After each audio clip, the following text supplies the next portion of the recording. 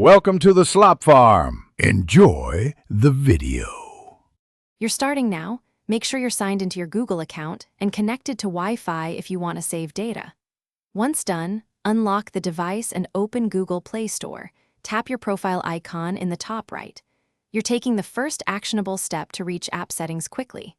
Make sure battery isn't critically low so updates won't be blocked. This gets you to the exact menu where automatic updates live. Don't pause, tap your profile now. Now you'll change the setting that controls automatic updates. From the Play Store profile, open Settings and then Network Preferences. Choose Auto Update Apps. Select over Wi-Fi only to avoid data charges or over any network if you want immediate updates.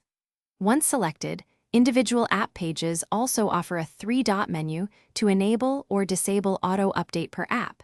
Use that to protect apps with large downloads. Finish by confirming the change. Open My Apps and Games and look for pending updates or a history entry to verify automation started. If an update fails, clear the Play Store cache in Settings right arrow apps, then restart your phone and try again. That fixes most hiccups. Make sure you have enough free storage and that background data and battery optimization settings aren't blocking Play Store. If problems persist, toggling the auto update option off and on often forces a fresh sync.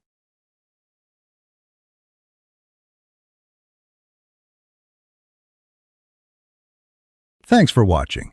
Consider subscribing if we helped you today.